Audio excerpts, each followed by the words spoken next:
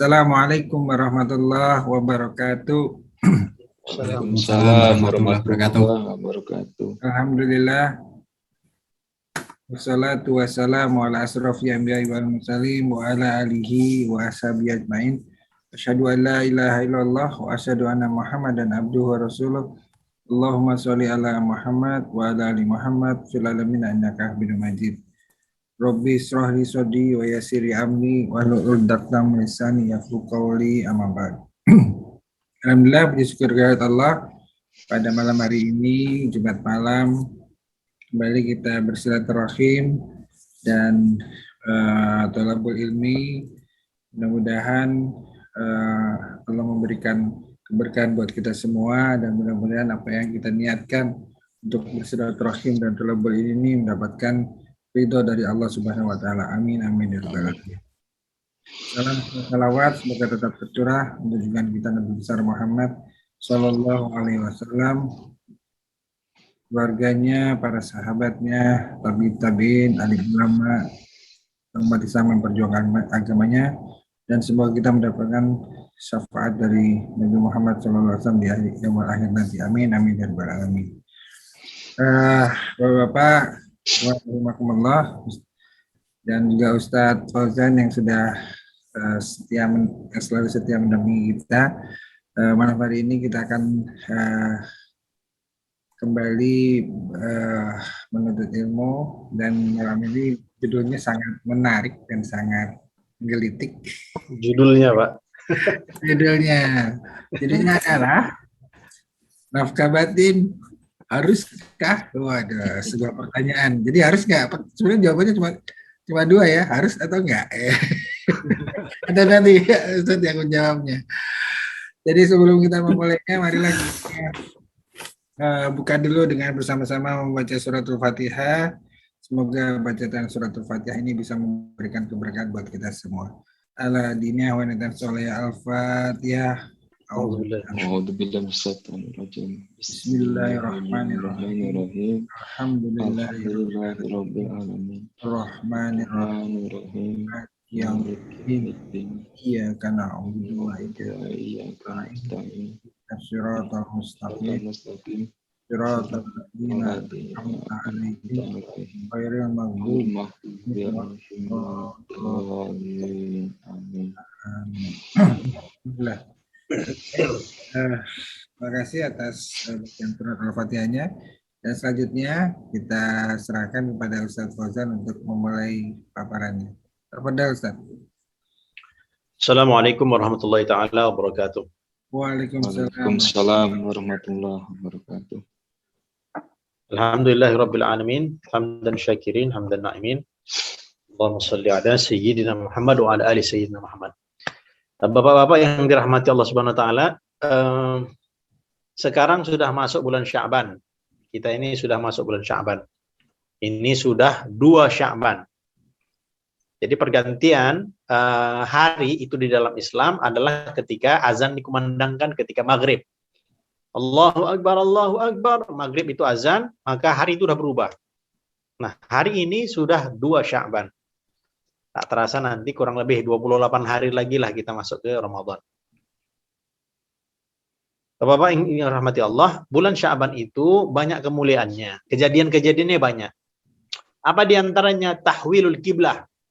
Ada perpindahan kiblat ketika bulan Sya'ban ini. Dan termasuk bulan ini adalah kita dianjurkan untuk memperbanyak amal-amal kita, minta ampun pada Allah Ta'ala. Nah, hadirin rahmati Allah, kajian kita ini kita ambil daripada hadis Nabi Muhammad SAW. Sebentar. Kalau ininya hadisnya di sini, babun nafaqah, nafaqat. Ini hadisnya dalam kitab Bulughul Maram. Dipanjang, nanti kita akan saya buat PowerPoint-nya. Jadi ini kita masuk ke PowerPoint. Ya, hadirin rahmati Allah. Pernikahan di dalam masa jahiliyah itu ada beberapa macam. Nah, di antaranya adalah ada orang-orang jahiliyah pada masa itu, perempuan, dia mengibarkan bendera di depan rumahnya. Jadi seperti bendera putih bahwa dia itu adalah orang yang belum menikah, perempuan yang belum menikah. Dikibarkan di depan rumahnya, tek, nanti 10 orang masuk. Nah, 10 orang itu berhubungan dengan si perempuan.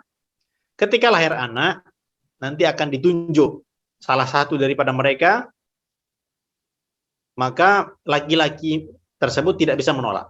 Itu salah satunya. Ada yang, itu yang pertama. Ada yang kedua, bagaimana? 10 orang tadi juga. 10 orang masuk kepada seorang perempuan, berhubungan, dan ada sistem qafiyah namanya. Qafiyah itu adalah jari tangan. Jadi jari tangan itu dibaca oleh ahli membaca garis tangan. Jadi berbagai macam pernikahan di zaman jahiliyah. Nah, pernikahan di jahiliyah pun ada yang sesuai dengan yang sekarang juga, yaitu ada wali dan ada saksi juga. Nah, hadirin rahmati Allah, pernikahan itu adalah sakinah, mawaddah, warahmah. Khalaqalakum min zakarin au unsa. Penciptaan laki-laki dengan perempuan itu memang hak mutlak di tangan Allah. Tetapi ketika waja'alakum bainakum mawaddah warahmah. Mawaddah dengan rahmah itu, kasih sayang di antara keluarga, suami dengan istri, itu ada usaha daripada masing-masing pihak, laki-laki dan perempuan. Nah, hadirin rahmati Allah, itulah pentingnya komunikasi. Jadi hadirin, nafkah batin ini, yang kita bahas ini, itu berkaitan dengan komunikasi. Nah, kalau tidak ada komunikasi bagaimana? Ini di angkanya di Indonesia. Ini perceraian di Indonesia itu, sampai kurang lebih 450-an kurang lebih ini angkanya. Tahun 2021 datanya, tapi ini kita ambil daripada 25 Februari 2022. Sampai kurang lebih 450-an ribu per 2021 hingga sekarang. Jadi cukup banyak itu 450 ribu. Ya, termasuk BMI kita juga yang banyak kasus-kasusnya. Ini di Saudi, datanya tahun 2013, 1.650 orang Saudi mengajukan. Ini yang perempuan ya, yang perempuan ini yang mengajukan. Dengan alasan apa? Tidak terpenuhi nafkah batin. Jadi ya danger juga Pak, gawat juga memang nih kalau memang perempuan itu tidak terpenuhi haknya. Oh Ustadz, itu jadinya hak itu perempuan. Iya, itu hak mereka. Dan kewajiban kita menunaikan tugasnya. Nah, ini kita bahas mengenai nafkah sedikit demi sedikit. Itu di Saudi ya, Ustaz? Apanya, Pak? Itu data yang 1000 tadi di Saudi atau di Indonesia ya? Yang di Saudi. Oh, Saudi ya. Oh iya. Di Saudi. Dipahami. 1.600, Pak. Karena penduduknya kan ya tidak terlalu banyak lah seperti Indonesia. Nah, ini kita bahas mengenai nafkah dalam Islam. Bagaimana sih? Ini secara bahasa anfaqo yunfiqu. Ini kita tidak terlalu panjang lah ya. Anfaqo yunfiqu sama dengan ini yang semangat biasanya Pak Didi ini yang bahasa-bahasa Arab, sama dengan kharaja ataupun mengeluarkan artinya. Itu secara bahasanya. Kalau secara syariat adalah mencukupi kebutuhan orang yang menjadi tanggungan baik berupa makanan, lauk pauk, pakaian dan tempat tinggal dan turunnya sesuai dengan kebiasaan. Poinnya adalah nafkah itu apa? Menurut uruf, kebiasaan. Itu poinnya. Jadi lain memang. Mungkin yang dia beristrikan, misalnya orang Jawa, makanannya bagaimana? Banyak yang manis-manis. Satu lagi, beristrikan orang Saudi. Sukanya nasi biryani, ya beda. Jadi memang sesuai dengan kebiasaan masing-masing. Orang-orang Eropa sukanya makan ya fast food kan gitu. Jadi sesuai uruf, itu kata kuncinya nafkah itu. Nah, maka nafkah itu mencakup daripada segala jenis sandang, pangan, papan. Islam itu sangat memuliakan wanita, sangat memuliakan wanita. Jadi Pak, mesti kita ketahui Dan itu kita pegang menjadi keyword dalam hidup kita. Bahwa istri itu tidak ada tanggung jawabnya apa-apa di rumah. Kecuali hanya servis suami. Tidak ada tugas istri di rumah kecuali hanya servis suami. Itu saja tugasnya, Pak. Ya, jadi Ustadz, kalaulah anak-anak kan anaknya. Bagaimana itu? Saya juga yang mengurus. Iya, Pak. Kita juga yang mengurus anak-anak kita. Ini kita perinci satu-satu. Makanan. Makanan yang bagaimana sih kalau kita kasih nafkah kepada istri kita? Makanan yang kita mesti beli, kita belanja, atau bagaimana nih? Makanan, Pak, yang kita berikan kepada istri kita, itu makanan yang jadi. Itu sebetulnya. Makanan yang siap untuk dimakan, siap saji. Namun istri-istri orang-orang kita ini terlalu baik, sehingga mereka pun belanja juga ke pasar, mereka memasakkan, mereka yang mengurus rumah, cuci pakaian, membersihkan rumah, menyetrika pakaian kita, bahkan mengurus anak bukan tugas mereka. Bukan tugas mereka, itu tugas kita. Kapan istrinya wajib mematuhi perintah suami? Ketika ia dipanggil oleh suami. Makanan, pakaian. Pakaian berapa banyak? Mazhab Syafi'i 2 kali setahun paling tidak kita membelikan pakaian untuk istri. Paling tidak kalau ada musim-musimnya pakaian yang 2 musim. Musim panas, musim dingin. Musim panasnya ada bajunya, musim dingin ada pakaiannya. Sesuaikan uruf, sesuai dengan kebiasaan masyarakat. Tempat tinggal bagaimana? Tempat tinggal tidak mesti rumah yang dibeli tapi rumah sewa. Termasuk juga perawatan.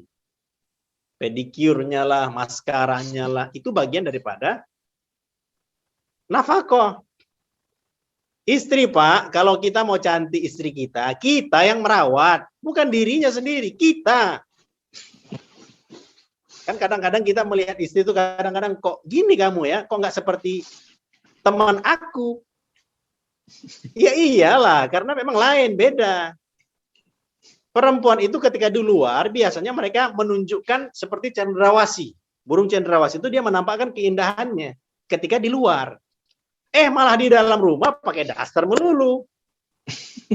Nah, ini yang terbalik. Seharusnya bagaimana? Ketika di rumah berhias, full hiasan. Jadi memang begitu. Nah, hadirin rahmatullah SWT, perempuan itu cantik atau jeleknya di tangan suami. Kalau kita mau istri kita selalu beautiful, maka pekerjaan rumah tidak kita bebankan kepada mereka. Kalau berhajat terhadap ada yang membantu di rumahnya, maka kita panggil untuk orang yang membantu di rumah. Setrika, cuci baju, ngepel, itu biasanya dibuat oleh perempuan-perempuan kita di Indonesia. Nah, yang rahmati Allah, jadi cantik atau tidaknya seorang istri di tangan suami. Maka kita yang mengurus istri kita. Kemudian, jadi tadi ya, yang maskaranya, lipstiknya, ya memang kalau boleh pun kita yang membelikan. Kita yang membelikan. Apa saja keinginan kita, kita yang membelikan. Bagaimana supaya istri kita cantik. Dan termasuk pendidikan juga. Pendidikan apa ini? Pendidikan agama kepada istri dan anak-anak. Angkahtuka wa zawajtuka. Saya nikahkan kamu dengan mahar 1 miliar tunai, saya terima. Dengan seperangkat alat sholat juga. Seperangkat alat sholat itu bukan hanya hiasan saja ketika diucapkan ketika akad, tidak. Tapi pendidikan yang berpindah tanggung jawabnya daripada sang ayah kepada diri kita. Maka pendidikan agama wajib kita untuk membinanya. Nah, ini ayat-ayat mengenai nafkah. Ar-rijal qawwamun 'alan nisa. Kalau dulu itu arti ar-rijal qawwamun 'alan nisa, laki-laki adalah pemimpin. Itu dulu artinya. Telah dirubah tahun 2012 kemarin oleh Kemenak bahwa artinya adalah pelindung bagi kaum wanita. Jadi kita sebagai pelindung dari segi apa? Keamanan dan kehidupannya. Itulah kelebihan kita sebagai kita laki-laki. Kita melindungi mereka dan sebagai pemberi nafkah. Perempuan itu pikirannya juga panjang mengenai rezeki. Semua perempuan, bahkan yang istilahnya yang paham agama juga seperti itu. Kalau dulu kita mungkin masih lajang, kita suka-suka istilahnya dalam pengaturan uang, kadang tidak teratur. Tapi ketika sudah menikah, maka beda pengaturan terhadap keuangan. Jadi kemuliaan seorang lelaki kapan? Di sini Bu, Pak, lafaznya pakai alif lam itu, ar-rijal. Kalau bahasa Arabnya ya, rijalun, itu bahasa Arabnya laki-laki. Tapi kalau pakai alif lam ya, ar-rijalu, itu beda artinya. Apa artinya sebetulnya? Bahwa ar-rijal itu laki-laki sesungguhnya. Begitu. Jadi bukan laki-laki kaleng-kaleng, bukan laki-laki biasa ini. Kalau rijalun, dia pakai tanwin. Ya. Kalau ada lafaz bahasa Arab, Pak, misalnya Zaidun, dia akan pakai tanwin. Itu Zaidnya itu masih ngambang, belum jelas. Tapi kalau Az-Zaidu, ini dia, yang di depan aku ini, Zaid yang ini. Itu lafaz bahasa Arab seperti itu. Kalau rijalun pakai tanwin, itu masih umum laki-laki semuanya. Tapi kalau ar-rijalu, lelaki yang sesungguhnya, bagaimana? Qawwamuna 'alan nisa, yang dia melindungi istrinya.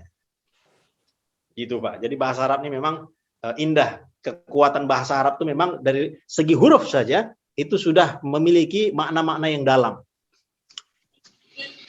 Dan juga ini ayat sama tadi ya. Jadi kebutuhan pakaian adalah tanggung jawab si lelaki. Kewajiban ayah memberi makan dan pakaian kepada para ibu dengan cara yang ma'ruf.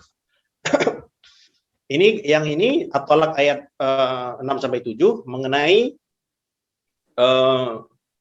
rumah, askinuhunna, tempatkanlah mereka dimanapun kamu bertempat tinggal sesuai dengan kemampuan, ya, sesuai dengan kemampuan. Ini ayatnya panjang seperti ini, surah At-Thalaq ayat 6-7. Nah, hadirin rahmati Allah, ini poin daripada nafkah. Ini hadisnya hadis yang sahih. Satu ketika Ja'at Hindun. Ini namanya Hindun bin Utbah. Ini ibu daripada Muawiyah bin Sufyan yang pembuka negeri Syam, negeri Palestina itu dibuka oleh Muawiyah bin Abi Sufyan. Nah, ini ibunya sahabat Muawiyah bin Abi Sufyan. Hindun ini itu orang yang dia memakan hatinya paman Nabi. Jadi ketika jahiliyah, bukan hanya laki-laki aja yang sangar, Pak. Perempuan pun sangar juga mereka nih. Ganas juga. Salah satunya Hindun bin Utbah ini. Sampai gelarnya adalah Akilatul Kibd. Sang pemakan hati. Julukannya begitu, sang pemakan hati. Mengapa? Karena paman Nabi, tokoh yang selalu melindungi Nabi ketika Nabi berdakwah, itu dibunuh, dicabik-cabik jantungnya, dikeluarkan ususnya, dimakan hatinya, itu oleh Hindun ini, perempuan ini. Ganas perempuan ini. Namun setelah beliau masuk Islam, beliau pun memang berkorban untuk Islam full.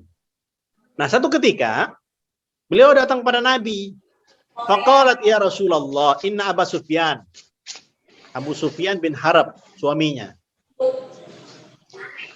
Suamiku ya Rasulullah, itu rajulun syahih. Pelit. La yu'tini ma yakfini wa waladi. Tidak memberikan yang cukup untuk aku dan anak-anakku. Boleh tidak aku mengambil hartanya? Maka Nabi SAW beliau bersabda, khuzi ma yakfika wa waladika bil ma'ruf. Ambil tetapi secukupnya. Itu kurang lebih Rasulullah. Jadi intinya, kalaulah seorang perempuan, boleh nggak dia ngambil uang di kantong suaminya? Harta, Pak, antara harta laki-laki dan harta istri, seorang suami dengan harta istri, itu mesti dipisah. Kalau harta istri, contoh dia dapat warisan daripada keluarganya, itu tidak bisa kita otak-atik. Harta istri adalah harta istri. Kalau misalnya kita memberikan nafkah, sebulan berapa? 5 juta misalnya. Sebulan 5 juta. Itu 5 juta itu memang kita berikan untuk dia. Ya, 5 juta khusus untuk keperluan dirinya. Satu lagi, uang kalau dalam akad fikihnya itu wadiah, titipan. Apa contohnya? Uang untuk bayar listrik. Uang untuk biaya pendidikan anak. Uang untuk bensin kita. Soalnya kadang ada juga suami sudah memberikan uang kepada istrinya. Tetapi nanti dia minta lagi, Dek, ini uang ini. Dek, minta uang ini, minta ini. Itu namanya uang titipan. Nah, sebetulnya bagaimana? Jadi kalau boleh, jatahnya istri memang dikhususkan. Ini untuk keperluan adik, bedak, lipstik, beli baju. Ini uangnya. Yang ini untuk kebutuhan keperluan keluarga kita. Ini uangnya. Jadi akadnya itu jelas. Sehingga apa? Kalau si istri mau dia bersedekah, mau dia beli barang, tidak perlu lagi izin dengan suami. Kenapa? Karena hartanya adalah harta dia sendiri. Kalaulah si suami misalnya kekurangan uang, gaji sudah habis, mau memakai uang istri, itu minjam, Pak. Jadi bukanlah kita istilahnya begitu saja, tidak. Udahlah kira manis saja istilahnya bahasanya. Nggak usah cincai aja lah. Nggak begitu. Kita ngambil uang dia, itu kita berhutang pada dia. Itu mesti kita kembalikan. Kenapa? Karena harta dia. Itu kalau akad fikihnya seperti itu. Tapi namanya juga bidadari di rumah, baik hati, kan begitu. Tapi kita sebaiknya bagaimana? Paham-pahamlah kita sebagai suami. Jadi baik atau buruknya istri itu di tangan laki-laki kita, di tangan kita. Kadang ada kekurangan istri itu ada. Kita cek mungkin ada sebab kekurangan diri kita. Nah, ini rahmatullah subhanahu wa ta'ala. Jadi seorang istri boleh hukumnya mengambil uang di kantong suami dengan syarat memang suaminya itu memang tidak memberikan yang cukup untuk keperluan dirinya dan anak-anaknya. Boleh diambil, tapi ambilnya secukupnya. Tapi tetap sebaiknya memang dijatah. Ini segini keperluan, ini segini untuk uang nafkah khusus untuk si istri. Jadi kalau dia mau pedicure kah, maskara lah, foundation apa-apa semua, nah itu dibeli daripada uang yang telah diberikan nafkahnya. Ya, ini jenis-jenis daripada nafkah. Pertama ya diri kita sendiri, itu yang wajib. Yang kedua, Pak, nafkah itu kepada istri yang tolak rajai. Ya.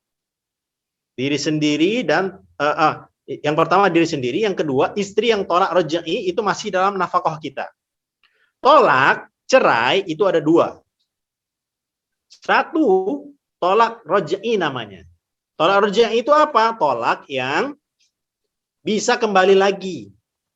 Yaitu tolak 1 dengan tolak 2. Makanya Pak, hak cerai itu di tangan kita laki-laki. Nggak boleh kita itu langsung tolak 3, nggak boleh, nggak boleh. Bid'ah itu, perbuatannya bid'ah. Yang inilah bid'ah sebetulnya. Kenapa? Kalau dia menjatuhkan tolak, langsung 3, nggak boleh 3 langsung. Mesti bertahap. Tolak 1 dulu. Kupulangkan kau ke rumah orang tuamu. Misalnya dia niatnya untuk menceraikan istrinya. Maka jatuh tolak pertama. Nanti kan, tolak pertama itu masih ada waktu untuk kita kalau mau kita kembali. Selama dia belum 3 kali persucian, kita minta maaf mungkin atas kesalahan kita. Kita balik lagi. Selama belum lewat 3 kali persucian, maka kita bisa lagi berhubungan dengan istri. Tetapi kalau lebih daripada 3 kali persucian, ini bulan Maret. Tetapi nanti dia kembali dengan istrinya, nanti bulan Agustus. Kan udah lebih 3 kali persucian, lebih 3 bulan lah kita katakan. Maret, April, Mei, Juni, Juli, Agustus, sudah lebih 5 bulan. Maka kalau seperti ini, yang dia tolak 1 tadi, yang dia cerai 1, maka kalau dia mau kembali lagi dengan istrinya, maka mesti akad lagi. Akad lagi, pakai wali lagi, pakai mahar lagi. Nggak usah buat pesta pun tidak ada masalah. Yang penting akad baru lagi. Saksi lagi. Kenapa? Karena sudah terputus memang ketika lebih daripada 3 kali persucian. Itu tolak rajai namanya. Yaitu tolak 1 dengan tolak 2. Nah, ada yang dia tolak bain namanya. Satu tolak roj'i, yang kedua adalah tolak bain. Ini yang cerai 3, tolak 3. Tetapi seorang suami, dia masih wajib untuk memberikan nafkah kepada istri yang dicerai tadi. Bagaimana keadaan si istri yang dicerai 3 tadi? Dia dalam keadaan hamil. Maka dia wajib memberikan nafkah untuk si perempuan hamil tadi yang diceraikannya tadi. Kalau dicerai 3, memang udah terputus memang hubungannya antara dia dengan istrinya. Tetapi ketika dia dalam keadaan hamil, nafkah si perempuan masih tetap jalan. Beli makanan, beli mungkin madu kah, obat-obat mungkin untuk menguatkan badannya, karena menjaga janin yang di dalam kandungan si perempuan hamil tadi.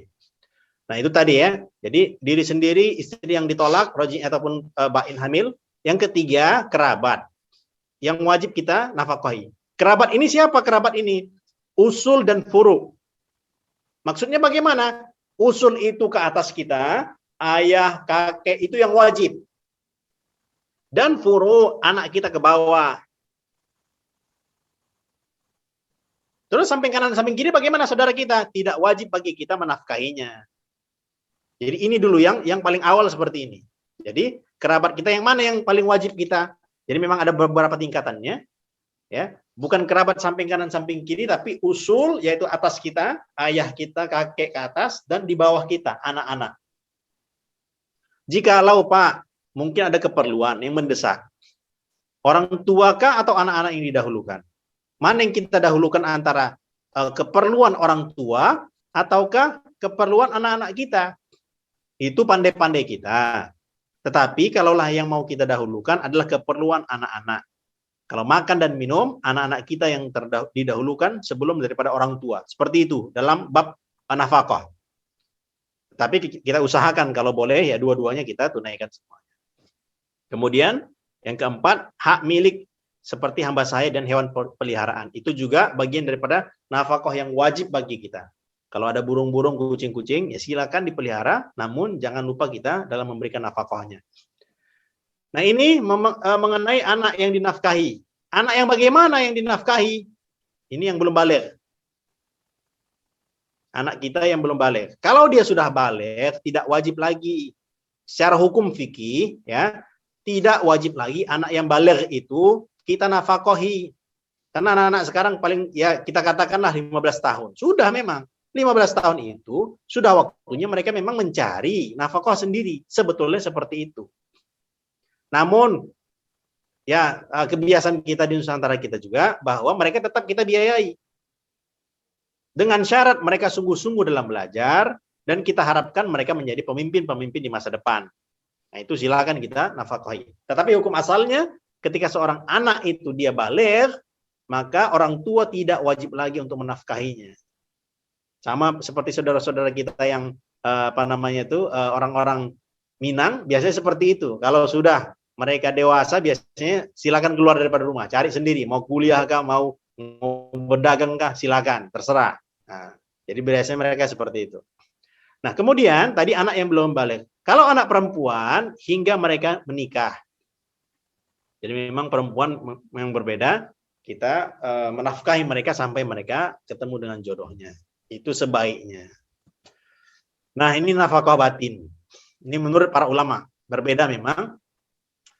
Mazhab Syafi'i, seumur hidup sekali. Ini nanti ada kisah yang panjang, tapi nanti saya ceritakanlah yang terakhir mungkin. Karena kisahnya cukup panjang.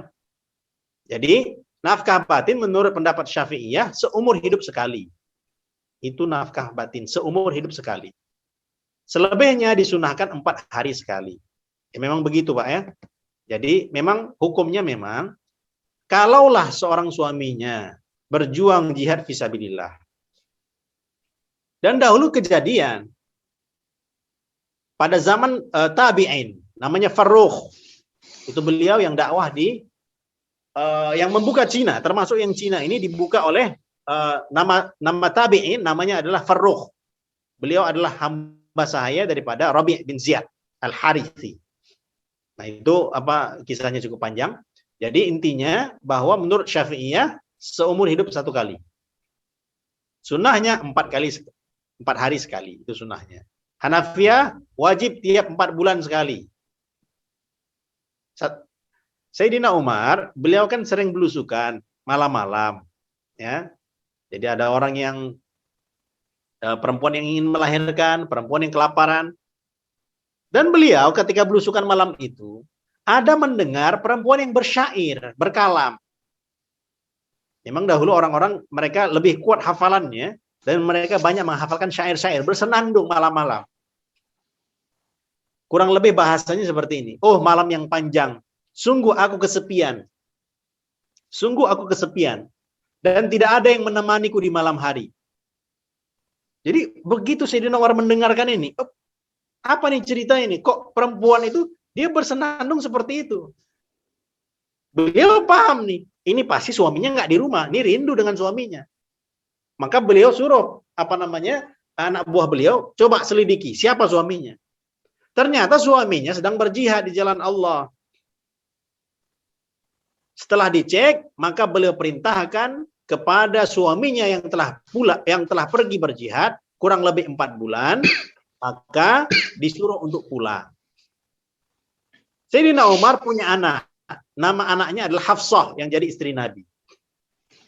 Maka beliau tanya, Hafsah, berapa lama kira-kira seorang perempuan itu sangat merindukan suaminya?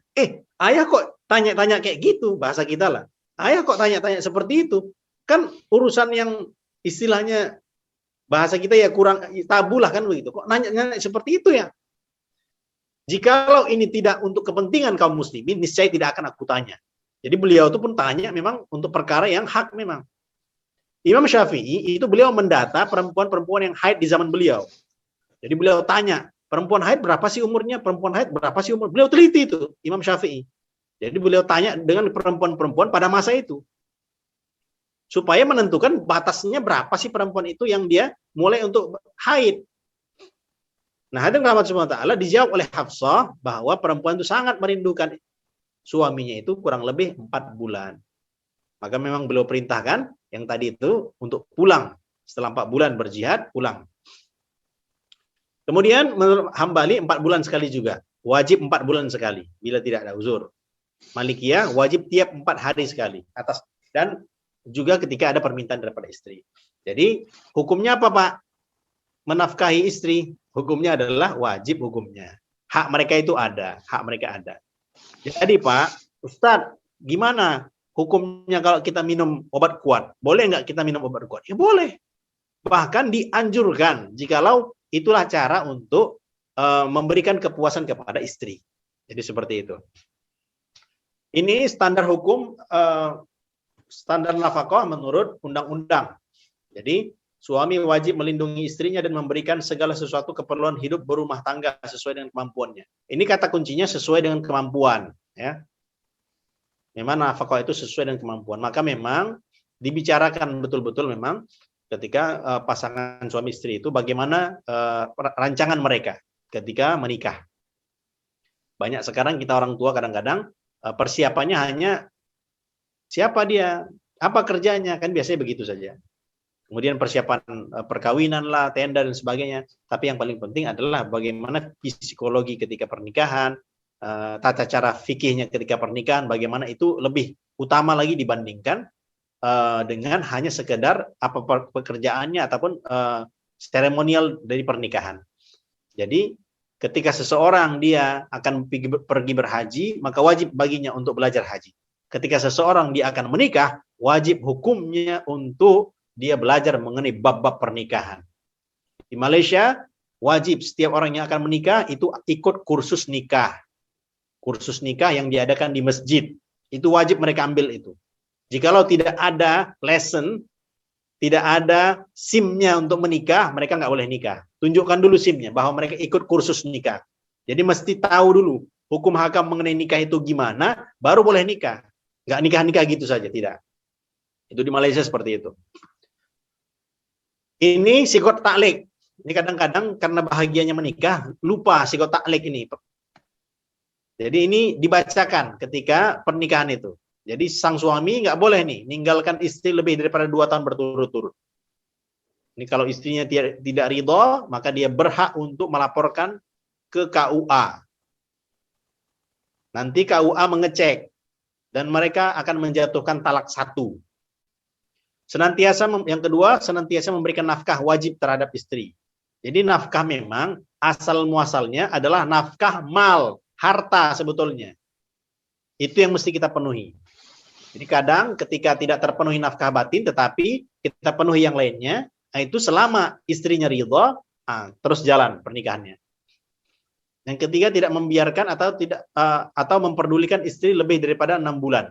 Jadi 6 bulan tidak tanya komunikasi atau bagaimana. Jadi sebagaimana mungkin banyak BMI kita yang mereka banyak ditinggalkan suaminya, ketika suaminya lebih daripada 6 bulan tidak ada informasi apa-apa, bahkan tidak memberikan nafkah, itu mereka berhak untuk mendatangi KUA. KUA akan mengecek dan bisa untuk dijatuhkan talak 1. Ketika talak 1 sudah dijatuhkan, 3 bulan setelahnya ataupun 3 kali persucian setelahnya, perempuan tersebut boleh menikah lagi. Dengan syarat surat-suratnya diurus terlebih dahulu. Surat cerainya sudah jadi. Ya. Banyak BMI kita yang tidak mengurus karena tidak tahu bahwa statusnya sudah terputus sebetulnya. Jadi, dan tidak menyakiti jasmani ataupun fisik istri. Ini di buku taklek nikah itu ada. Jadi banyak yang kadang-kadang tidak membaca taklek nikah ini. Kemudian, kapan seorang istri itu wajib untuk diberikan nafkah? Ba'da tamkin jawabannya. Istri wajib diberikan nafkah setelah dia menyerahkan dirinya. Siti Aisyah radhiyallahu taala anha, beliau menikah dengan Nabi pada umur 6 tahun. Berkumpul dengan Nabi umur 9 tahun. Jadi memang tidak boleh kita samakan dulu dengan sekarang, tetapi dulu masanya seperti itu, 9 tahun. Dan berkumpul dengan Nabi umur 9 tahun. Jadi ketika sudah berkumpul dengan Nabi, baru diberikanlah nafkah kepada beliau. Kapan itu? Setelah tamkin. Jadi perempuan ketika menyerahkan dirinya, barulah dia wajib diberikan nafkah. Di Maroko, Pak, di Maroko, itu orang menikah, orang pesta, ya pesta. Mereka pestanya itu setelah dukhul, ya, setelah berhubungan. Pesta nikah itu sunnahnya kapan? Setelah hubungan suami istri. Itu sebetulnya. Cuma kan kita kadang di daerah kita kan sekalian saja nikah sekalian dengan pesta. Biasanya seperti itu. Di Maroko tidak seperti itu. Akad dulu, hubungan suami istri, baru nanti baru pesta. Bahkan agak ekstrim cara mereka nih. Jadi ketika seorang laki-laki dengan perempuan, seorang suami tadi dengan istrinya, ketika mereka sudah menikah, maka nanti si pengantin itu nanti mengeluarkan seperti kain putih. Kain putihnya dikeluarkan dari pintu. Bahwa istilahnya selesailah berhubungan. Begitu. Bisa dipahami kira-kira, Pak, ya? Jadi agak aneh memang. Nah, ketika sudah nampak istilah darahnya ada di kain putih itu, baru semangat mereka, baru buat acara. Seperti itu di Maroko. Memang agak lain lah, agak kita mendengar seperti itu.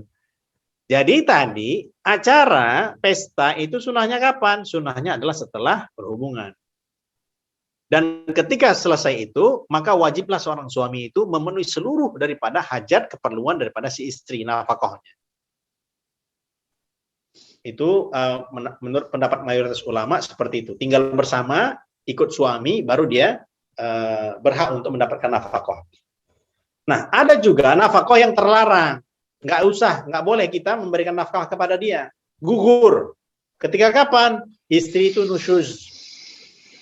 Nusyuz adalah istri tidak mematuhi kehendak suami. Istri keluar malam, sudah dibilang, sudah dikatakan kepada dia, jangan keluar malam, tetap juga keluar. Jangan begini, dibuat juga. Kita pun nggak enak. Jadi, perempuan yang dia tidak mematuhi perintah suami, tidak ikut perintah suami, tidak memenuhi ajakan suami, itu namanya nusyuz. Perempuan seperti ini tidak berhak untuk diberikan nafkah. Ya, begitulah kurang lebih, Pak. Mungkin kita diskusi saja. Gimana kira-kira? Ada mungkin pertanyaan? Baik, saya open ke floor aja, silakan. Kepada yang ingin menanyakan lebih lanjut? Seumur hidup sekali berarti Syafi'i aman nih buat kita Pak Ghazali, aman. Kalau ikut mazhab Hanafi dan Hambali, waduh, kena kewajiban nih kita nih 4 bulan harus pulang balik. Itu saja. Ya, ya, ya. Tinggal istrinya aja bisa sabar atau tidak ya. Baik, teman-teman, mungkin ada yang mau ditanyakan seputar keluarga nih ya. Tadi tidak terbatas hanya masalah nafkah batin, hal-hal lain mungkin yang masih ingin ditanyakan untuk menguatkan visi misi keluarga kita, atau ada yang mau menambahkan atau ada yang mau sharing experience, silakan. Assalamualaikum Pak Ustadz. Ya, salam. Silakan. Ya, itu yang tadi yang 3 masa kesucian itu 3 bulan ya. Itu udah non-negotiable ya, udah bagus memang segitu ya setelah dari talak pertama. Terima kasih. Itu yang tolak 1 dengan tolak 2 memang 3 kali persucian. 3 kali persucian itu tidak mesti 3 bulan, tidak mesti. Karena memang perempuan itu beda-beda haidnya. Ada yang dia kadang-kadang bisa dalam sebulan itu beberapa kali. Karena siklusnya cepat mungkin seperti itu. Jadi memang perempuan itu bab-bab mengenai haid itu bermacam-macam. Karena ada campuran juga istihadhah juga. Campuran ketika darahnya ketika dia sakit. Istihadhah beda dengan haid. Jadi memang perempuan itu dia memang mesti mengetahui bagaimana kapan dia haidnya, kapan dia istihadhahnya. Jadi tidak mesti, kadang juga bisa lebih daripada 4 bulan, nah, begitu. Jadi siklusnya beda. Tetapi ketika perceraian itu 3 kali persucian. Begitu Pak. 3 kali bersih setelah siklus haid. Iya. Bersih Kalau setelah masih siklus haid, 3 kali. Kalau sudah menopause gimana, Ustaz? Kalau menopause Pak, diceraikan. Iya, enggak, maksudnya ya ini kan kondisi tertentu kan. Keterlaluan. Maka patokannya 3 bulan. Iya, biasanya kalau yang perempuan menopause setelah 4 bulan. 4 bulan ya? Ya, 4 bulan. Kalau wanita yang hamil, hatta yadha'na hamlahun. Perempuan kalau diceraikan sampai dia selesai melahirkan, baru selesai tadi apa namanya nafkahnya yang diberikan daripada suami. Tapi anak tetap tanggung jawab si suami. Seperti kalau seorang laki-laki dia menceraikan istri, maka anak itu tetap tanggung jawab suami. Jadi yang nafkah, walaupun dia tidak istilahnya tidak cocok dengan istrinya itu, mantan istrinya, anak itu tetap dia nafkahi. Ketika dia tidak menafkahi, hukumnya gimana ya, Ustaz? Nah itu dia. Banyak yang sekarang yang kan ilegal Pak, lagi-lagi kalau kita paham, lihat teman-teman lari kemana-mana. BMI itu kan gitu. Ya. Itu kan sebetulnya ya namanya apa Pak? Kalau ya negara kita memang belum terlalu kuat lah untuk bab ini, tapi lelaki itu bisa dituntut. Itu adalah kewajiban seorang ayah terhadap anaknya. Karena binnya selama si anak itu ingin menikah dan sebagainya, itu binnya tetap ayahnya. Walaupun ayahnya istilahnya perbuatannya juga memang di luar daripada jangkauan syariat. Tetap dia nanti ketika mau menikah, misalnya anaknya perempuan, si laki-laki itu juga yang dia menikahkan anaknya. Gitu Pak. Kalau ya makanya itu hukumnya gimana ya Ustaz? Ya perbuatannya dosa berarti. Laki-laki tersebut yang tidak mengurus anaknya. Perbuatannya dosa, itu tanggung jawabnya. Walaupun sudah cerai dengan istrinya, apapun keperluan anaknya adalah tanggung jawab ayah kandung. Bukan tanggung jawab si ibu kandungnya, bukan. Kalau si ibu kandungnya dia menikah dengan laki-laki pilihannya, bukan tanggung jawab si laki-laki pilihannya juga, suami baru, bukan, tetap ayah kandungnya. Seperti itu Pak. Nah, sebaliknya kalau misalnya untuk keputusan yang penting itu bagaimana? Contohnya begini, saya kebetulan ada kasus tadi, ada ngobrol sama teman, kebetulan non-muslim sih, cuman saya coba mengambil ini seandainya terjadi ke teman-teman yang muslim, masalah vaksin. Jadi dia cerai, Kalau secara Islam kan tadi dibilang bahwa bapak tetap bertanggung jawab kan atas anaknya. Nah ini masalahnya bapaknya pingin anaknya divaksin, ibunya nggak bolehin. Nah dalam hal ini apakah karena bapaknya sebagai penanggung jawab, apakah bisa memveto ya keputusan istrinya kalau seandainya di Islam gitu ya ada kasus seperti ini begitu? Ya, keputusan yang mana diambil ketika dalam urusan-urusan keluarga, memang keputusan daripada si bapak lah yang mengambil. Karena ibaratkan kapal istilahnya, dialah yang nahkodanya. Suami itu adalah nahkodanya. Jadi istri, anak-anak adalah penumpang. Jadi mesti ikut apa kata suami. Nah, istri boleh untuk memberikan saran. Kita apa? Karena kita ar-rijal, alif lam tadi kan, kita laki-laki, sifat kita tuh ego kita ada. Tidak bisa kita laki-laki itu istilahnya mesti begini, tidak bisa. Lafaz seorang istri itu dia mesti paham psikologi laki-laki bahwa laki-laki itu adalah pemimpin. Maka mereka kalaulah berbicara kepada kita bersifat usulan. Jadi kita sampaikan juga kepada istri kita, bukanlah mereka, "Pak, mesti begini, Pak." Ya, mesti begini. Bukan begitu cara komunikasinya. "Pak, usul saya kalau boleh seperti ini gimana, Pak, kira-kira?" Jadi bahasanya seperti itu, bersifat usulan. Kenapa? Karena memang dominannya perempuan itu hanya mendahulukan kadang emosinya. Maka hak cerai ada di tangan laki-laki, karena logika kita yang lebih dominan dalam menentukan maslahat keputusan-keputusan. Seperti itu. Ustadz, itu tadi tergelitik di yang pertama tadi, Ustadz, penjelasan Ustadz, bahwa tugas istri hanya melayani suami. Nah, tapi yang lain-lain itu tugas suami, mencuci baju, bersih rumah, nyari makan, ngasih makan, bahkan ngasih makan pun harus yang matang. Nah ini gimana Ustaz? Iya, asalnya seperti kita sudah kandung kayak gini. Iya, asalnya memang hukumnya seperti itu, Pak. Maksudnya apa nih? Itu jadi motivasi kepada kita laki-laki bahwa perlu kita menghargai istri. Yang pertama seperti itu. Yang kedua, kita semangat juga cari rezeki sehingga kita bisa menghadirkan orang-orang yang bantu di rumah kita. Itu.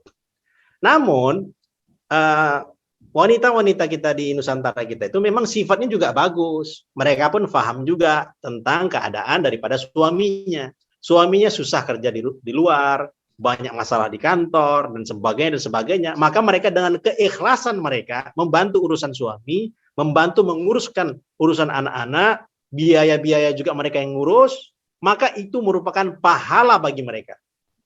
Maka Pak, kita sholat ke masjid misalnya, kita baca Quran, itu juga mereka dapatkan pahalanya. Mengapa? Karena mereka di rumah, itu kadang nggak sempat sholat sunat. Gara-gara ngurusin anak. Anaknya juga kesebelasan. Jadi ya, diurusin. Kadang ya banyak urusannya di rumah itu. Jadi kalau dia misalnya di rumah, tidak ada pembantu di rumahnya, semuanya dikerjakannya. Yang nyuci, yang masak, yang ngurus anak, anaknya juga banyak. Jadi, kalaulah perempuan itu seperti itu, dia ikhlas, itu merupakan pahala yang besar untuk dia. Kita sholat, dia juga dapat pahala, kita zikir, kita baca Quran, kita ke masjid, itu semua mengalir ke dia juga. Seperti itu, Pak. Jadi itulah amalan istri itu ketika di rumah. Jihadnya perempuan ya mengurus keperluan rumah. Itu istri yang baik seperti itu, Pak. Tapi kita sebagai laki-laki, fahamlah bahwa itu sebetulnya bukan kewajiban mereka, sehingga kita termotivasi untuk lebih lagi banyak bertugas ataupun kita lebih aktif dalam mencari penghidupan kita, seperti itu. Ini budaya atau aturan agama nih Ustaz?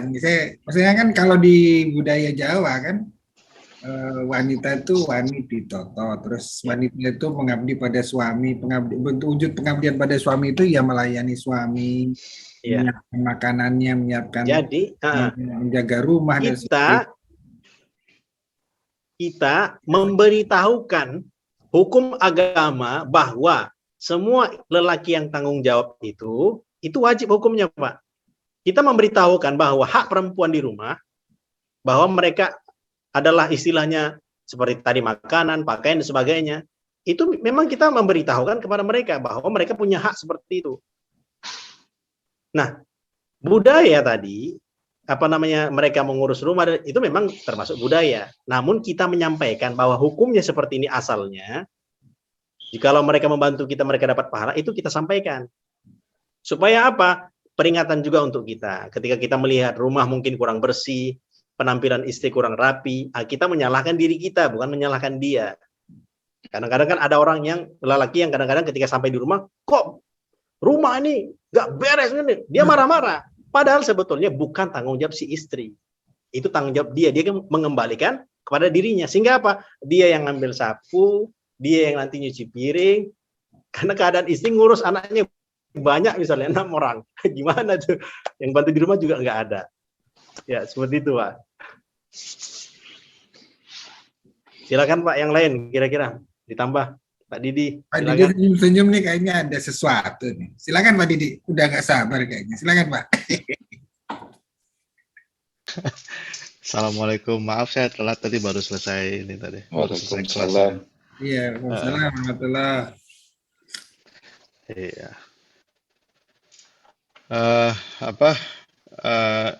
Ya mungkin mengingatkan saja, mungkin dah ini juga kali. Kadang-kadang kebanyakan kita nonton film Hollywood, kebanyakan nonton film Amerika, kebanyakan nonton, jadi urfnya mereka yang kita lihat, budayanya mereka gitu. Jadi seakan-akan kalau laki-laki itu mau menikah, will you marry me, kemudian dia bertekuk lutut minta ini kan.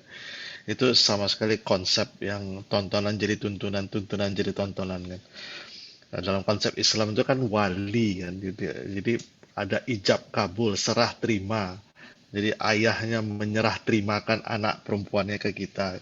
Maka semua kebutuhannya, sandang papan pangan, itu secara ininya, dan juga finansial, spiritual, dan emosionalnya, itu menjadi tanggung jawab kita. Makanya diterjemahkan tadi sampai makanan selengkapnya gitu, memang jadi tanggung jawab kita. Itu yang mungkin kita nggak pernah tahu. Nah, tadi Ustadz juga nyebut kalau di Malaysia dikasih surat izin menikah baru boleh menikah. Kalau di Jogja itu di Masjid Jogokarian itu juga gitu, dia nggak mau menikahkan ininya kalau mempelai laki-laki dan mempelai perempuan duduk dulu 2 minggu belajar untuk menjadi suami, jangan jadi istri. Itu memang banyak di antara kita udah sampai umur segini pun kita nggak tahu bahwa tugas kita itu sebenarnya terhadap istri itu. Makanya ada hadis yang itu ya Ustaz ya, kalau seorang istri tidak melayani suaminya ketika diminta, maka Allah turunkan malaikat yang malaikatnya mengutuk dia sampai besok pagi. Itu saking begitu penting ya bahwa rezeki pria ini dalam bentuk hubungan seksual itu malah dipenuhi Allah dengan istrinya gitu. Jadi dan itu saking beratnya cobaan itu kan, kalau cobaan itu kan memang di luar, apalagi di Hong Kong, di ini kan, di luar banyak godaan, di ini dipenuhi itu ya ke istri. Jadi makanya ininya tanggung jawabnya besar. Makanya dia hanya ini ya Ustaz ya, hanya tugasnya hanya memberikan pelayanan gitu kan terhadap suami, bukan ngurus rumah tuh tugas kita. Itu mungkin yang nggak banyak orang ini. Jadi sampai Pak Adi pun sampai tertanya-tanya berulang kali, menanya sampai 2 kali 3 kali mengkonfirmasi memang betul ini. Apa Ustaz nggak salah kutip ini gitu ya Pak Adi ya. Iya. Nah, mengenai yang 4 bulan itu Ustaz, mungkin ini itu kan memang karena belakangan baru muncul itu Ustaz, karena setelah Umar bin Khattab bertanya kepada istrinya, maka dia menjadi saya nggak tahu kalau itu menjadi satu kewajiban. Saya punya bukunya itu Ustaz, cuma belum menemuin saya bukunya Indonesia, setebal di bukunya mengenai hadis-hadis mengenai hubungan antara suami istri. Apa yang 4 bulan itu menjadi wajib itu, mungkin minta tolongin aja Ustadz, tolong dijelasin kenapa kok ininya fatwa yang sifatnya mungkin lebih ke negaraan, lebih ke politis lah ya, kok bisa menjadi itu menjadi kewajiban Ustadz. 4 kali, yang setiap 4 kali itu. Ya, tadi Pak, karena apa namanya? Ya, karena apa namanya? Menurut penelitian, jadi Umar radhiyallahu taala anhu adalah orang terbaik di zamannya. Jadi beliau menjadi khalifah. Kalau Rasulullah, Abu Bakar, Siddiq Umar bin Khattab radhiyallahu anhu. Jadi beliau pemimpin agamanya. Segala apa keputusan daripada beliau itulah menjadi landasan hukum. Jadi ketika beliau menetapkan, oh dipulangkan ini, karena beliau meneliti dulu. Jadi malam-malam itu beliau berjalan menemui perempuan yang bersenandung tadi, sangat ingin suaminya datang. Bukan hanya perempuan itu, tetapi juga ditanyakan kepada anaknya yang menjadi istri Rasulullah. Jadi ketika beliau tanyakan itu, oh rupanya seperti ini, maka beliau buat keputusan bahwa kalau sudah keluar 4 bulan, nah, segera dia kembali, ya, silakan tunaikan untuk hajat istrinya. Itu kaidahnya umum seperti itu. Namun jikalau ridho istrinya, ya suaminya mungkin ya fisabilillah, ada namanya, ini ditulis oleh Syekh Abdurrahman Ra'fat dalam kitab Surah min Hayatis Sahabah. Nah, surah min hayati tabi'in. Jadi beliau cerita tentang kehidupan tabi'in. Jadi ada namanya Farruh. Beliau seorang hamba. Hamba daripada Rabi bin Ziyad. Nah, Ibnu Ziyad tadi itu termasuk panglima perang yang beliau membuka Sijistan, Turkmenistan, dan juga Cina. Dibantu dengan hamba sahanya tadi, Farruh. Nah, ketika kemenangan didapatkan oleh pasukan tadi, maka diberikanlah hadiah kepada Farruh tadi. Berupa apa? Kemerdekaan dirinya. Satu, kemerdekaan dirinya. Yang kedua, beliau mendapatkan harta ghanimah yang banyak. Nah, karena beliau mendapatkan ghanimah yang banyak dan ikut dengan tuannya, sudah lamalah ikut dengan tuannya, kemudian tuannya meninggal dunia. 2 tahun kemudian beliau pulang ke Madinah. Madinah Al-Munawwarah. Dan pada waktu itu umur beliau 30 tahun. Namanya juga sudah umur 30 tahun, beliau pun persiapan juga untuk mencari istri. Sudah, akhirnya beliau menikah dengan wanita yang solihah. Nah, namanya pejuang, ya, setelah beliau menikah, menikmati kehidupan, namanya pejuang, khotib Jumat ini target bahwa kita ini perlu berjihad, macam-macam disampaikan. Beliau pun membara semangat beliau. Sehingga apa? Beliau mengatakan kepada istrinya, wahai Adinda, kutitipkan engkau kepada Allah. Ini ada uang sebanyak 30.000 dinar. 30.000 dinar. Kurang lebih kalau dirupiahkan, 4,5 dikali, kita katakanlah 800.000 lah uang Indonesia, itu kurang lebih 108 miliar. 108 miliar lah uangnya itu. Ini, wahai Adinda, kutitipkan engkau pada Allah. Padahal, itu di Madinah tidak ada keluarga istrinya juga. Jadi beliau menitipkan istrinya pada Allah. Ini uang kutitipkan pada engkau, untuk engkau dan anak yang di dalam kandungan. Gunakanlah sebaik-baiknya. Akhirnya beliau pergi, berjihad di jalan Allah Subhanahu wa taala. Berapa lama? 30 tahun. Ini kisahnya masyhur. 30 tahun beliau berjihad di jalan Allah. 10 tahun. Satu ketika beliau pulang, ya, udah nggak kenal lagi. Karena udah berubah 30 tahun nih. Jadi di Madinah itu biasa. Orang-orang itu pulang pergi. Mujahidin-mujahidin itu pulang pergi. Dan bawa pedang itu biasa. Dan mereka sholat biasa seperti itu. Nah, ketika sampai di Madinah, beliau pun sholat. Pada waktu itu Isya. Malam-malam. Setelah sholat, selesai semua, beliau pun mencari rumahnya. Di mana rumahnya yang dahulu. Ketemu. Jadi memang rumah orang Arab itu ya begitu. Tidaklah berubah banyak. Walaupun 30 tahun ya biasa juga. Tidaklah istilahnya bangunan itu mewah. Tidak. Biasa juga. Sama seperti makanan-makanan juga. Mereka ya makanannya biasa. Jadi kalau kita perkirakan, Pak, kalaulah selama 30 tahun ya 108 miliar kan habis itu kira-kira kalau istilah kehidupan kita lah. Ya mereka memang itu digunakan sehemat mungkin dan makanan mereka tidaklah seperti kita. Sama seperti orang Pakistan kan mereka tuh roti canai kan begitu, kari-kari, makanannya sederhana. Dimanapun berada itu mereka tahan itu. Mereka mampu untuk makan 3 kali sehari dengan makan roti canai aja. Itu orang Pakistan tuh India tuh mampu mereka. Kalau kita kan lain. Pagi lain, siang lain, malam lain. Besok pun mesti lain lagi. Itu kelebihan orang-orang seperti itu. Nah, orang-orang pada saat itu mereka makanannya biasa. Makanya pernah King Faisal yang dibunuh itu, Raja Saudi itu ketika datang Amerika menawarkan supaya untuk membeli minyaknya kembali, beliau tak izinkan. Udah kami kasih uang yang banyak, nggak mau. Kami masih sanggup untuk makan dengan kurma dan susu sebagaimana nenek moyang kami. Jadi beliau tolak. Beliau raja yang paling adil lah istilahnya di masa Arab Saudi. Jadi, seperti itu. Jadi makanan orang Arab seperti itu.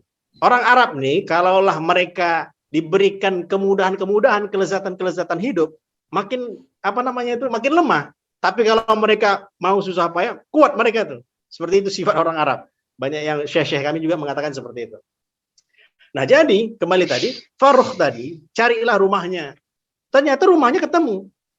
Saking girangnya, karena begitu senang hatinya, lupa memberi salam. Masuk gitu aja. Begitu masuk, tiba-tiba dihadang. Kamu siapa? Jadi anak laki-laki yang di rumah itu langsung menghadang beliau. Langsung mereka berkelahi. Langsung gulatlah mereka itu. Orang-orang heboh pada saat itu. Orang-orang mau mengeroyok Farrukh. Tenang, istilah bahasa kita lah. Tenang saudara-saudara. Saya ini orang yang punya rumah ini. Saya adalah Farrukh. Tiadakah tetangga yang mengenali saya 30 tahun yang lalu? Beliau tanya gitu. Orang-orang pun terkejut. Tiba-tiba langsung keluar seorang perempuan. Yaitu istrinya. Jadi istrinya mengatakan, wahai anakku, lepaskanlah dia. Lepaskanlah dia. Dia adalah ayahmu. Suamiku, wahai Abu Abdurrahman, itu gelar kuliahnya, panggilannya. Dia adalah anakmu yang dulu dikandung. Jadi akhirnya mereka berpelukan. Nah kemudian karena senangnya juga cengkramalah antara seorang suami ini dengan istri. Mereka cerita-cerita, biasalah pertemuan. Setelah pulang dari jauh, sampai pagi cerita-ceritanya itu. Cerita macam-macam. Terakhir cerita, Dek, uang yang dulu 30.000 dinar kemana ya? Ini abang bawa, sekarang ini uang yang saya pegang 4.000 dinar.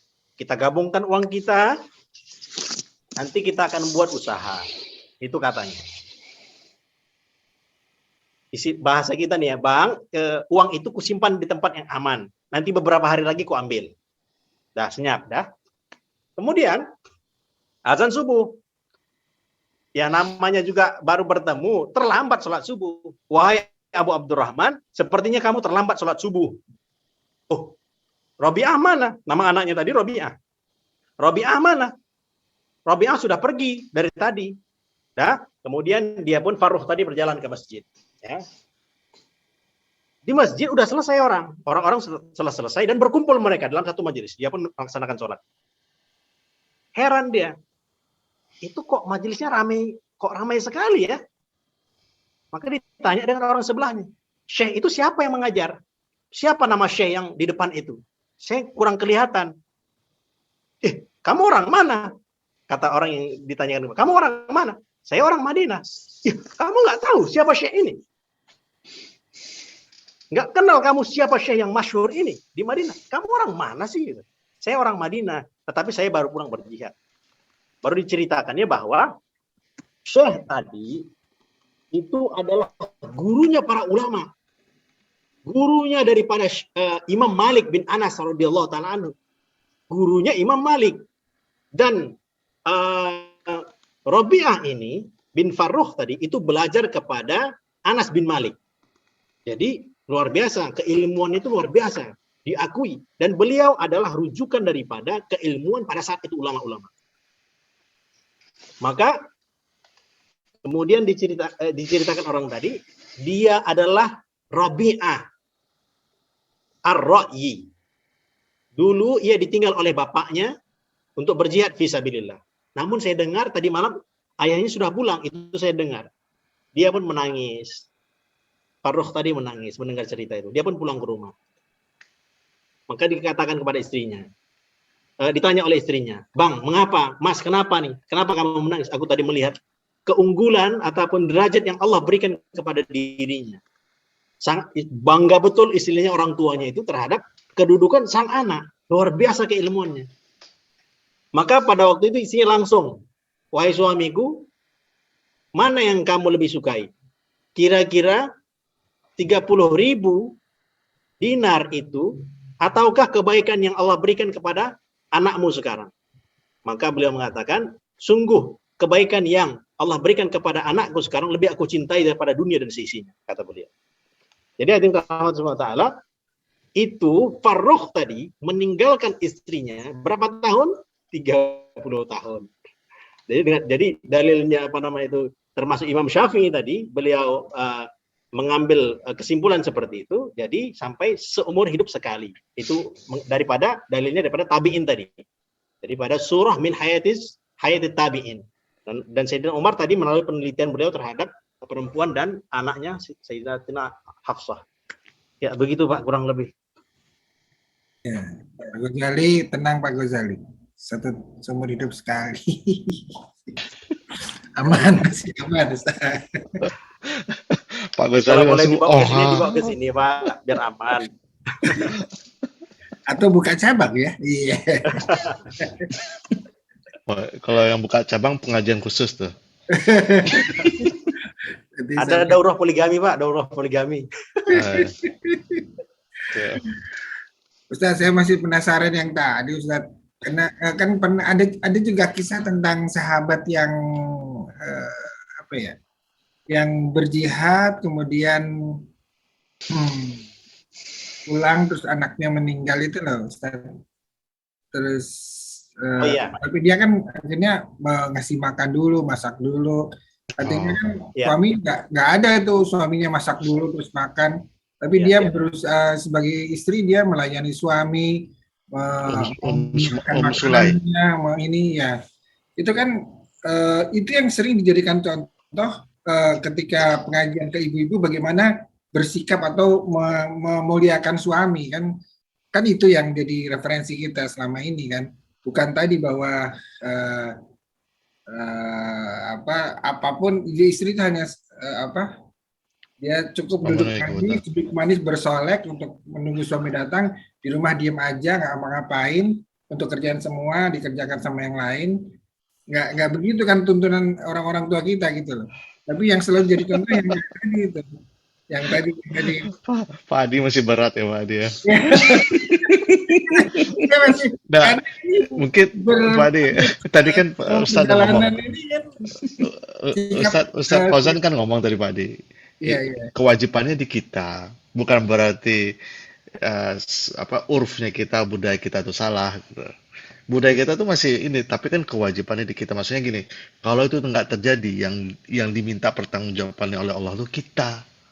Itu maksudnya. Gimana masih belum nangkap pasti. Jadi sandang papan pangan istri itu kalau nggak terpenuhi, Allah itu yang ditagih itu kita, karena kita kaum ala nisanya kita gitu. Kita kan nyari nafkah di luar kan. Iya, tapi kan nafkah di sini kan nafkah makan. Iya, kalau istri mau masak itu menjadi sunnahnya dia, tapi bukan kewajiban dia gitu loh. Kalau dia nggak lakukan, dia nggak berdosa gitu loh. Karena tanggung jawabnya buat kita. Nah, tapi kejadian di yang sahabat tadi itu gimana?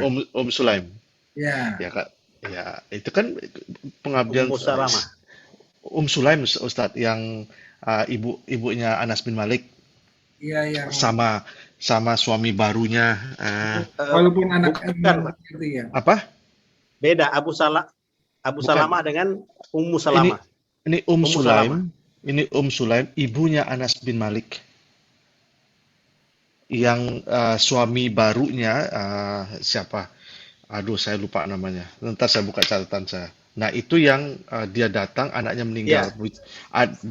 Which is adik angkatnya si Anas bin Malik. Yang punya burung yang dipanggil sama Rasulullah itu siapa namanya? Lupa saya namanya. Yang saya ketahui Pak, itu namanya suaminya adalah Abu Salamah, istrinya Ummu Salamah. Jadi meninggal Ummu Salamah itu istri Nabi nanti. Iya Pak, begini kisahnya begini. Jadi saya baru kasih halakah itu bulan lalu. Sebentar. Ya, itu memang istri Nabi, Pak, ya, yang tadi Ummu Salamah, ya. Nah, ini Sulaim Ummu Sulaim. yang ibunya Anas bin Malik. Aduh, saya baru mana Anas bin Malik. Ntar ya, saya buka ini sebentar. Itu memang kehebatan istrinya lah tuh Pak Adi. Jadi memang si istri memang sebaiknya memahami kondisi daripada suaminya. Bentuk ini servis yang terbaik bagi ya. Tadi, sorry, catatan. Jadi bapaknya Anas bin Malik, Malik bin Nadir kan udah meninggal. Kemudian Sulaim ini menikah lagi dengan Abu Talhah bin Thabit. Abu Talhah ini yang nanti pas pulang anaknya udah meninggal. Itu yang kemudian dari dari Abu Talhah dan Sulaim ini nanti lahir anak lagi satu lagi. Itu yang kata Rasulullah SAW. Ini beruntunglah pernikahan yang tadi percampuran yang tadi malam. Itu Sulaim. Ya. Servisnya istrinya, walaupun dalam keadaan susah Pak ya. Tapi cerdasnya begitu Pak ya. Cerdasnya perempuan itu seperti itu. Karena memang namanya juga baru pulang safar ya. Baru pulang safar. Namanya laki-laki ya. Biasalah bagaimana. Berjihad fisabilillah. Begitu pulang ya ingin bersama dengan istrinya. Maka tekniknya itu memang luar biasa. Cerdaslah perempuan ini. Jadi beliau luar biasa. Jadi beliau servis full, makanan yang enak.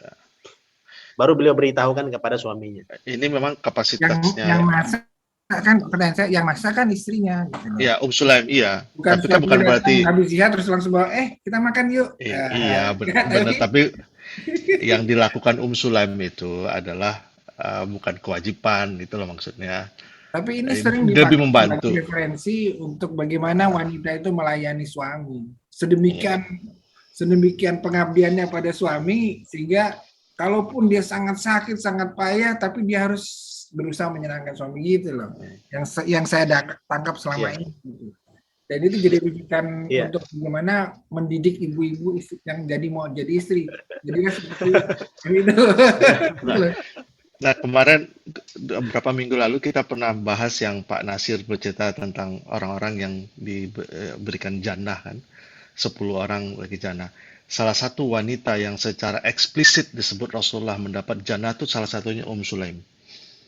Jadi Sulaim itu nggak banyak wanita yang disebut langsung masuk jannah sahabat Nabi, salah satunya Sulaim. Jadi Sulaim ini kalibernya luar biasa.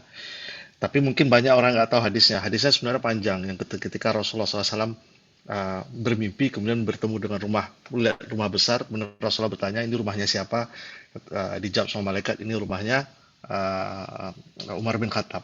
Di hadis yang sama itu bunyinya aku melihat Rumaisah itu namanya Sulaim, istrinya Abu Talhah di surga. Jadi Rasulullah sendiri menyebut, jadi dia termasuk orang yang mendapat mendapat mubasyar bil jannah. Memang kualitasnya berbeda dia. Itu Sulaim itu. Dia termasuk wanita luar biasa itu. Jadi begitu Rasulullah datang, dia yang pertama kali datang nih Anas bin Malik, anakku, jadi pembantumu. Makanya Anas bin Malik menjadi al-khadimnya Rasulullah. Saya baru soal bulan lalu ngasih halakan tentang Anas bin Malik. Jadi saya buka catatannya baru ketemu. Jadi Pak, sahabat itu, sahabiah itu perempuan-perempuan di masa Nabi itu laki-lakinya pada zaman sahabat laki-laki terbaik, perempuannya di zaman sahabat itu adalah perempuan terbaik. Tetapi memang hukum itu seperti itu tadi sudah kita bicarakan. Namun perempuan-perempuan di zaman sahabiah ini mereka wanita-wanita solihah, maka mereka berkhidmat dengan suami-suaminya. Sebagaimana Fatimah radhiyallahu taala anha, beliau pun juga memasak di rumah, padahal anak Nabi. Padahal Masya Allah, beliau ibu daripada Hasan dan Hussein, syabab ahlil jannah, pemudanya ahli surga. Nabi itu, kalaulah kemana-mana, itu terakhir kali, yang paling terakhir diziarahi adalah rumahnya Fatimah radhiyallahu anha. Ketika baru pulang daripada safar, yang pertama kali adalah rumah Fatimah radhiyallahu anha. Saking cintanya Nabi pada Fatimah. Tetapi beliau masih juga mengurus rumahnya. Sampai dada beliau ini bekas istilahnya kalau kita katakan sekarang ini seperti beliau mengangkat kendi lah. Kan ember plastik nggak ada zaman dulu. Jadi kendi-kendi begitulah sampai beratnya beliau dalam mengurus rumah tangga. Itu sifat wanita sahabiah itu seperti itu. Kalau hukumnya jelas. Tapi kefahaman mereka akan kesusahan suaminya demi perjuangan Islam, menyebarkan agama, itu kan urusannya banyak, Pak. Kita kalau mungkin pernah lah mungkin memanah, itu kan berat itu, memanah itu, keringatan kita kalau kita latih memanah. Kalau mungkin kita pernah memegang pedang dan kita latih-latihan, itu kalau kita kadang nggak ahli, kadang bisa ya mungkin cacat, cedera. ini di zaman sahabat. Itu kalau perang depan, kanan, belakang, kan luar biasa peperangan itu. Ada yang jalan kaki lah, makanan sedikit. Nah, kan kesusahan itu difahami oleh sahabiah juga. Maka mereka ketika pulang ke rumah suaminya, maka mereka berkhidmat dengan sebaik-baiknya. Itu kesolihahan daripada wanita sahabiah di zaman Nabi. Seperti itu, Pak. Nah, apakah dengan ketika kan tadi kewajiban untuk bawa makanan matang nih. Ketika nanti sudah dimasak ini sih, ya saya tidak melaksanakan kewajiban, gitu kah atau gimana? Jadi dia tidak melaksanakan kewajiban untuk bawa matang. Aduh, sudah dimasakin sama istri. Ya, saya gimana nih kewajiban saya gitu. Ya, gimana itu, Ustaz? Ya udah beliin gelang, beliin cincin, beliin berlian. Bilangin terima kasih, dipeluk, dibantu, Sabtu Minggu dibantu, dicuci bajunya. Banyak tuh alternatifnya. Pakai GoFood aja bisa, Pak. Pesan Pakai GoFood. Food Panda. Jadi besok nanti gara-gara dengar hadis ini, kalau besok memang nggak usah masak. Nah, Pak Bambang ya. Iya. Pokoknya kita pesen GoFood aja, saya yang sediakan. Kita pesen. Yang penting komunikasi, Pak, komunikasi ya kan. Yeah. Dia makannya besok mau apa kan gitu. Istrinya ngomong gini, enggak, aku pengen berpahala. Ya, bisa jadi. Kalau solihah begitu, Pak. Ya. Jadi nggak salah kalau ada yang istri yang di rumah cuma bersolek, cuma nungguin suami, terus suami datang, mana Pak, makanannya sudah dibawa belum? Nah, itu boleh ya, dia berhak ya. Oh, itu soleha juga itu, sama. Soleha juga. Ikut aturan yang penting kan. Seolah-olah kalau nggak masak jadi zolim ya Pak Adi ya. Iya. Tapi itu, waduh. Di Indonesia ada istri kayak gitu, nggak tahan itu suaminya. Begitulah indahnya Islam, Pak. Kan Islam itu sampai mengurus yang seperti itu sampai diurus. Itu luar biasanya Islam. Yang tidak didapatkan di luar Islam. Itu orang-orang non-muslim, Masya Allah, luar biasa istilahnya perempuan-perempuan zaman sekarang kan. Apalagi Masya Allah, beratlah pekerjaan mereka. Tapi Islam memuliakan wanita sampai seperti itu. Waqarna fi buyutikunna.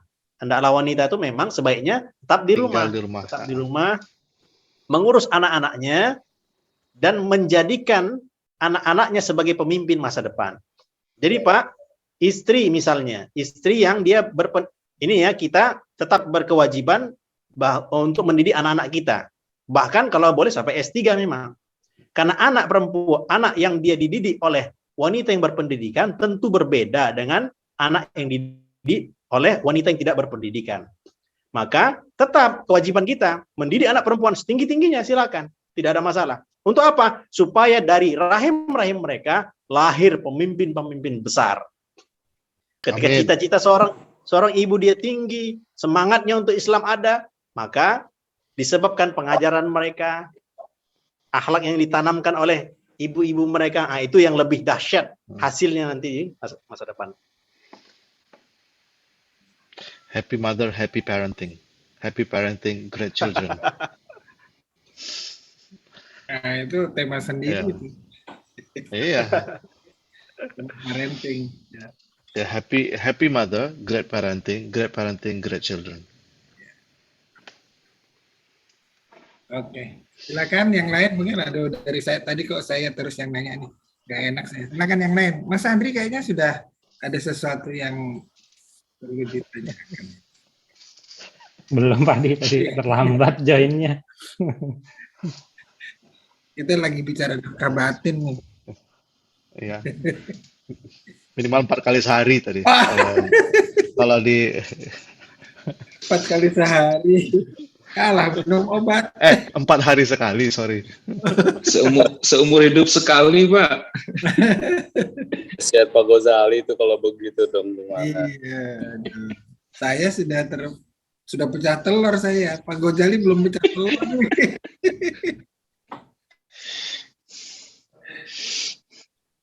Tuh, online aja kata Pak Ghazali bisa kok. Baik, silakan yang lain. Ini Mas Wahyu itu juga yang jauh dari istri itu. Mas Wahyu itu juga tuh. Tenang, makasih. Kita pakai dalil Imam Syafi'i aja, Mas Wahyu. Udah tenang. Dalil yang tenang, orangnya sih nggak tenang.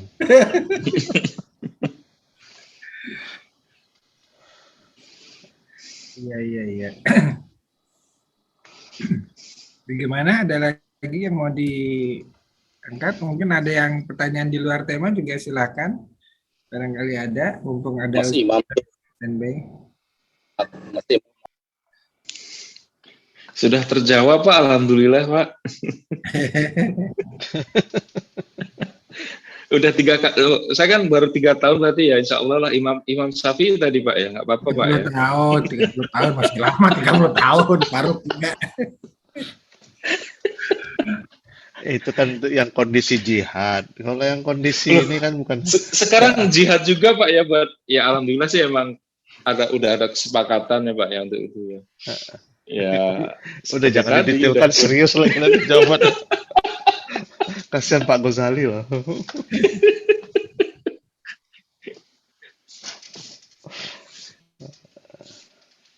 Ya, tapi yang sangat pencerahan sekali sih, Pak. Alhamdulillah, paling enggak yang itu tadi yang ternyata yang selama ini memang ya paradigma kita kan seperti Pak Adi tadi banyak terpertanyakan, Pak Adi, ya, bahwasanya ya itu tadi ternyata memasak pun ini ternyata tugas kita sebagai seorang lelaki, Pak, ya.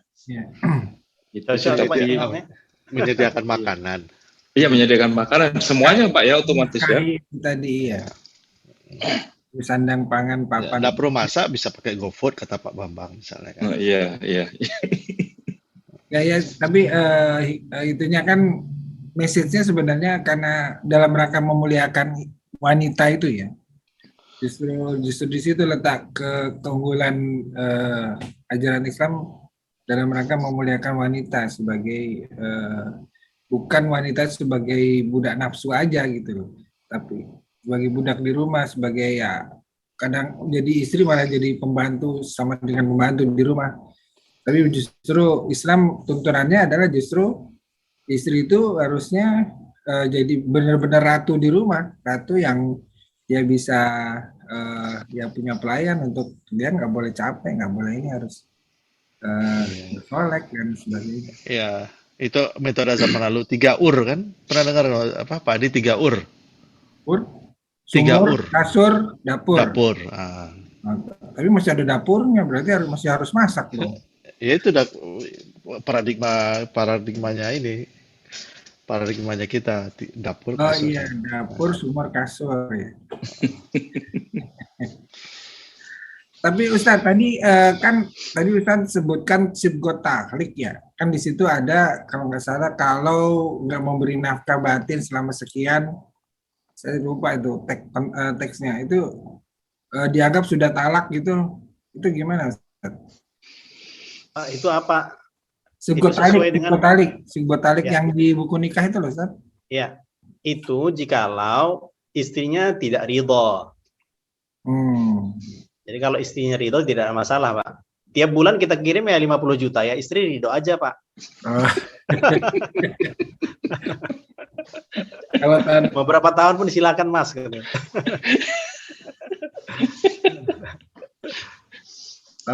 Sibgot talik itu ya. Jadi kalau dia tidak ridho, itu dia berhak. Nah, kan banyak kasusnya tuh, yang suami ya entah kemana lah gitu, dicolong orang. Jadi 6 bulan setelah itu, ketika dia tidak ada kontak lagi dengan suaminya, berhak dia supaya apa? Supaya statusnya jelas. Kalau dia janda ya janda, dia bisa menikah lagi. Gitu, status itu jelas. Jadi ketika ada mungkin keluarga mungkin kita yang seperti itu, segera diurus suratnya. Karena pengurusan surat nanti memakan waktu juga kan, apalagi kita di Indonesia. Nah, jadi statusnya jelas, setelah itu dia bisa menikah lagi. Jadi kekuatannya itu ada. Makanya ilegal itu. Orang yang nikah-nikah siri itu ilegal. Walaupun ustadz yang menikahkan, kiai yang menikahkan, itu ilegal. Itu bisa dilaporkan dan bisa ditangkap. Seperti itu. Jadi nikah siri itu ilegal, tidak boleh, dan mesti ada suratnya. Perempuan yang dia menikah, itu mesti ada suratnya. Supaya pas statusnya jelas. Kalau tidak, nanti dia dirugikan. Banyak kejadian ini perempuan yang dirugikan, bukan si laki-laki. Gitu, Pak.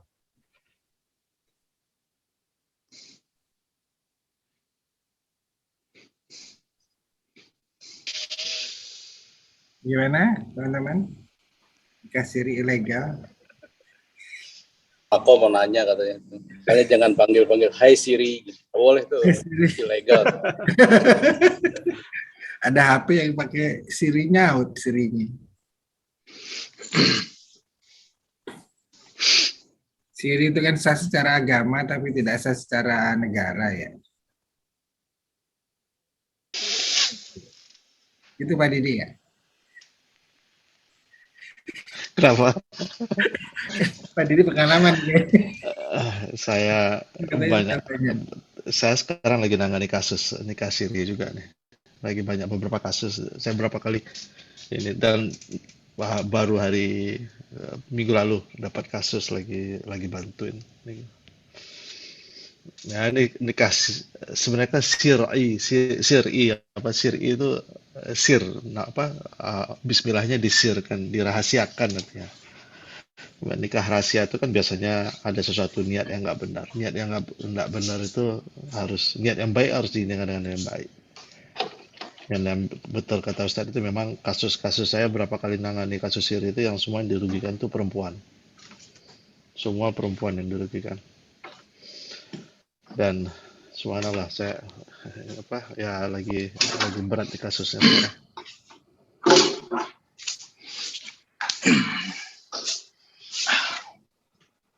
Oke. Baik, kalau nggak ada lagi, gimana? Akhiri pengajian malam hari ini. Kayaknya sudah cukup terpuaskan, sudah cukup tersolusikan dengan sekali seumur hidup, jadi cukup melegakan buat yang merantau cukup lama berpisah dengan pasangannya. Baik Ustadz, sepertinya sudah teman-teman sudah tidak ada pertanyaan untuk tema kali ini dan juga nggak ada pertanyaan yang di tema yang berbeda. Kita tutup aja Ustadz dengan doa. Silakan Ustadz. أعوذ بالله من الشيطان الرجيم بسم الله الرحمن الرحيم الحمد لله رب العالمين والصلاة والسلام على أشرف الأنبياء والمرسلين وعلى آله وصحبه أجمعين اللهم افتح لنا فضول العارفين ألهمنا إلهام الملائكة المقربين وارزقنا فهم الأنبياء والمرسلين Ya Allah, ampunilah dosa-dosa kami, Allah, dosa kedua orang tua kami, ya Allah, dosa teman-teman kami, ya Allah, kesalahan-kesalahan kami, ya Allah. Ya Allah, bantulah kami untuk lebih dekat kepada Engkau, ya Allah. Bantulah kami, ya Allah, untuk menanamkan keimanan yang kuat dalam hati kami, ya Allah. Bantulah kami, ya Allah, untuk membantu kalimat-Mu tinggi di sisi hamba-hamba-Mu, ya Allah. Ya Aziz, ya Ghaffar, ya Hayy, ya Qayyum. Bantulah kami setiap daripada usaha-usaha kami, ya Allah. Bantulah kami dalam setiap daripada pekerjaan kami, ya Allah. Ya Allah, tunaikanlah, bantulah kami untuk menunaikan hajat-hajat kami, ya Allah. Engkau angkatlah penyakit-penyakit kami dan teman-teman kami, saudara-saudara kami, ya Allah. Ya Aziz, ya Ghaffar, ya Hayy, ya Qayyum. Bantulah kami, ya Allah, untuk menguatkan iman kami, sehingga kami menjadi bagian daripada tingginya kalimat Engkau, ya Allah. Rabbana la tuzigh qulubana ba'da idh hadaytana wa hab lana min ladunka rahmah innaka antal wahhab. Rabbana atina fid dunya hasanah wa fil akhirati hasanah wa qina adzaban nar. Subhana rabbika rabbil izzati amma yasifun wa salamun alal mursalin walhamdulillahi rabbil alamin. Amin. Baik, terima kasih Ustadz atas paparannya, penjelasannya, dan pencerahannya pada malam hari ini. Semoga bisa bermanfaat bagi kita semua. Dan marilah kita akhiri majelis zikir dan majelis ilmu pada malam hari ini dengan doa kafaratul majelis. Subhanakallahumma wa bihamdika asyhadu an la ilaha illa anta astaghfiruka wa atubu ilaik. Ya, minta izin Pak ya, minta maaf. Terima kasih. Assalamualaikum. Makasih Jazakallah Pak khair, Ustaz. Ustadz. Warahmatullah. Jangan lupa Jazakallah khairan, Ustaz.